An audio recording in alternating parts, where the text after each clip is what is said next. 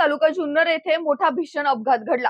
नगरकडून भरधाव वेगाने येणाऱ्या ट्रकने अंत्यविधी उरकून निघालेल्या लोकांना चिरडला आहे। त्यात काही लोक मृत झाले आणि अनेक जण जखमी झाले असून जखमींना आळेफाटा येथील खासगी हॉस्पिटलमध्ये ऍडमिट केले असून घटनास्थळी स्थानिक पोलीस हजर झाले। ट्रक इतका भरधाव वेगात होता की त्याने आजूबाजूच्या उभ्या असलेल्या 8 ते 10 गाड्यांना उडवले। संतप्त ग्रामस्थांनी रास्ता रोको आंदोलन केले। मृतांची संख्या अजून वाढण्याची शक्यता आहे असे नागरिकांचे म्हणणे आहे।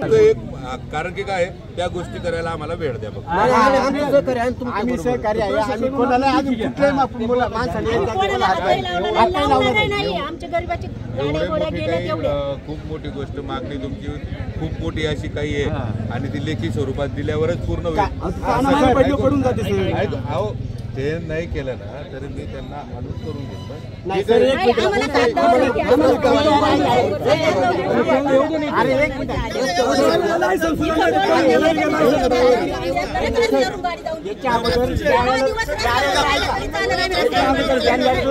सांगितलं तुम्ही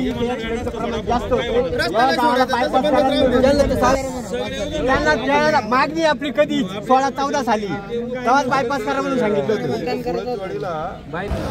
हे जो आज कमलू भांबरेंच्या अंत्यविधीच्या वेळेला आहे ना, एक ट्रक अजिबात फास्ट येऊन आहे ना, त्यांनी अजिबात थांबवली नाही। सर्व गाड्या माणसं पब्लिक सर्वांना चिरडून निघून गेले। आता जवळजवळ पाऊण तास होऊन गेलेले, अजून पण पोलिस इथं स्पॉटला आलेली नाही आहेत। इथं सगळीकडं असा नुसता गोंधळ आणि मृत्यूचा असा माणसांचा सडा पडलेला आहे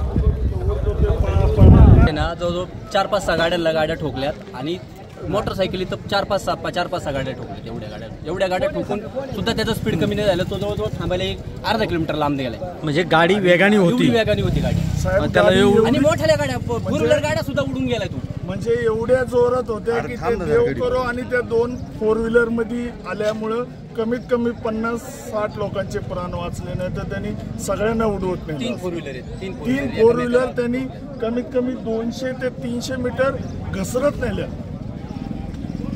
आणि सगळ्यात पहिली वरून जोरात आलो पळा पळा पळा। पण कार्यक्रमातून आलेली लोक 1 सेकंदात थोडी बाजूला होणार